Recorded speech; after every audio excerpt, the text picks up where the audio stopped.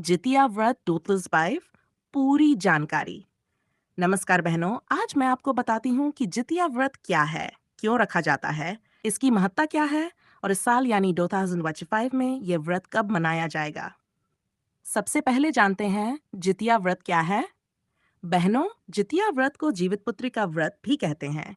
ये खास व्रत माएं अपने बच्चों, खासकर पुत्र की लंबी उम्र, अच्छे स्वास्थ्य और सुख समृद्धि के लिए करती हैं।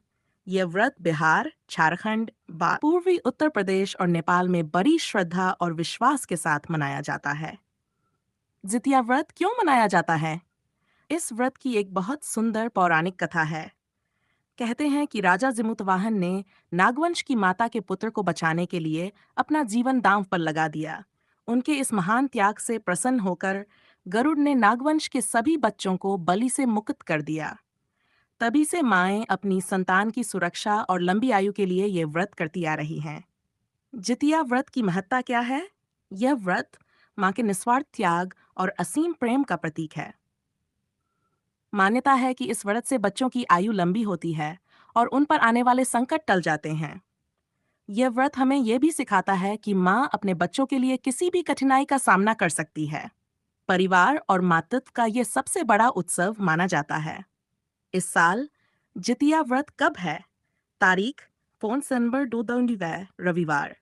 तिथि अश्विन मास की कृष्ण पक्ष की अष्टमी। समय अष्टमी तिथि 14 सितंबर को सुबह 5:08 बजे शुरू होगी और 12 सितंबर को सुबह 3:06 बजे समाप्त होगी। जितिया व्रत की विधि। पहला दिन नहाय खाए। इस दिन बहनें और माताएं स्नान करके शुद्ध सात्विक भोजन करती हैं और व्रत की शुरुआत की तैयारी करती हैं। दूसरा दिन निर्जला उपवास व्रत। इस दिन बिना अन्न और बिना पानी के व्रत किया जाता है। पूजा में राजा जिमुतवाहन की कथा सुनी जाती है और संतान की लंबी आयु की प्रार्थना की जाती है। तीसरा दिन पारण। अष्टमी तिथि समाप्त होने के बाद नवमी के दिन व्रत तोड़ा जाता है।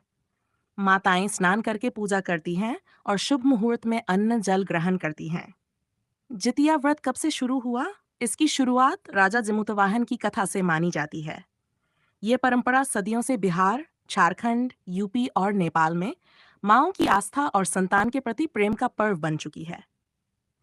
निष्कर्ष तो बहनों, जितिया व्रत सिर्फ पूजा पाठ भर नहीं है, बल्कि ये माँ और संतान के बीच अटूट रिश्ते, त्याग और मातृत्व के प्रेम का सबसे बड़ा प्रतीक है।